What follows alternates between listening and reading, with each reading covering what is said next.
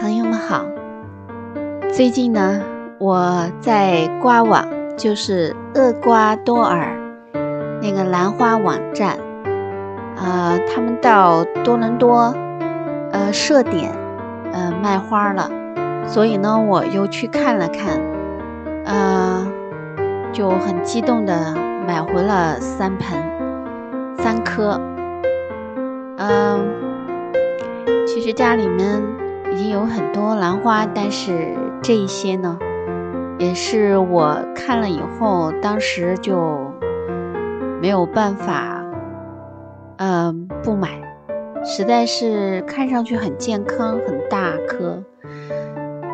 像这颗卡特兰呢，它已经就剩下最后几株了，卖得好快，我一知道消息就去了。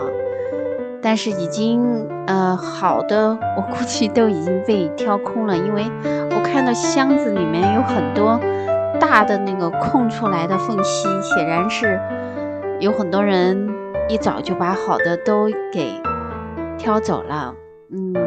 喜欢兰花的人很多。那我随后呢挑了1颗卡特兰，2颗兜兰，2颗兜兰呢都是美洲兜兰。其实我呢也不是特别懂兜兰，就是觉得美洲兜兰呢可能好养一些。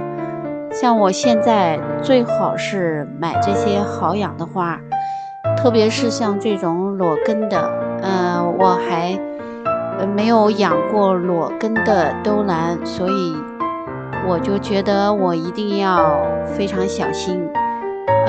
挑一些特别健康的，那么还不错，挑到了一些。那看上去呢，看这一颗兜兰绿油油的，它是一个小株型的兜兰，很漂亮。怎么说呢？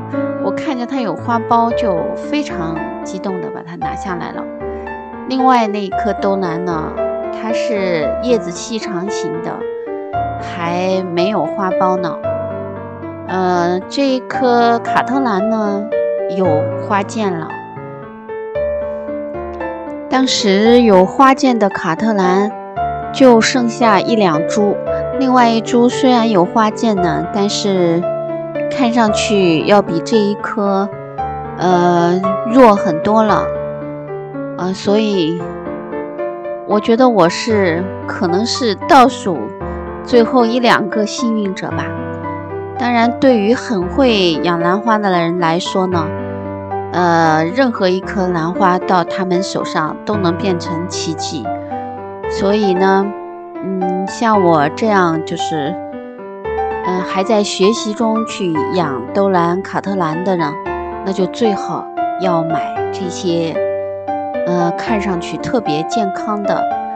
它们的根呢虽然看起来它是包在有2颗是包在水苔里的。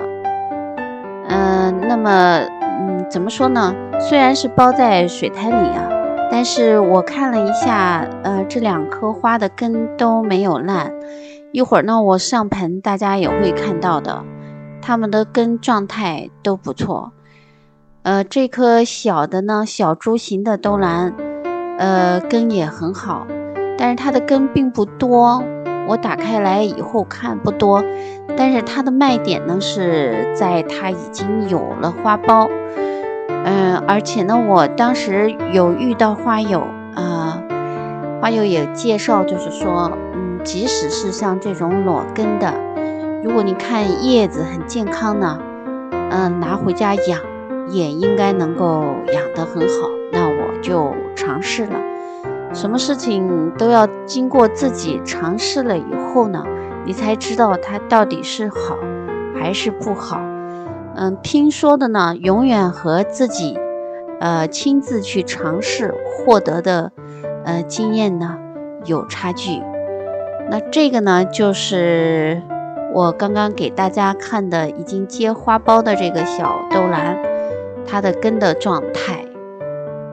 它的这个水苔打开来以后，它的根就是这样的一个状态没有烂掉，可以的。我觉得像这样的根应该可以养活，而且它还有小芽，有2个小芽，有一个小芽太小了，就像是刚刚露出来一个点。那我后来给它们上盆的时候呢，就没注意，不知道那个小芽后来去哪儿了。这是另外那一颗，就是叶子细长型的兜兰，这是它的根的状态。它的根呢挺多的，状态并不差，没有烂掉。我捏了一下，它的根呢还都是硬的。另外呢，整个兜兰的叶子呢，这一颗兜兰的叶子呢，都还是绿绿的。那像这样的情况下呢，我就敢于尝试。事实上呢，后来我看到，它1个星期以后，上面就冒绿色的小根出来。这个呢，就是那颗大大的卡特兰，看着这个根呢，已经都是干瘪掉的，好像没希望似的，但实际上呢，没问题。它的这个根虽然是干了，但是没有烂。之后我把它上盆了以后呢，我是用树皮和一些主要是树皮制石，还有少量的木炭，给它上盆的。那第2天我就发现它的这个小的花剑，可以看到叶子中间的花剑就长上去了。那另外这2颗兜兰呢，在上盆以后，状态都是越来越好。我呢，因为看它们原来就是水胎的，所以我就暂时先给它们用了水胎。那用了1个星期以后呢，实际上我换了那么下一篇我再给大家介绍我给它们换了什么戒指，换了戒指以后状态发生了什么变化。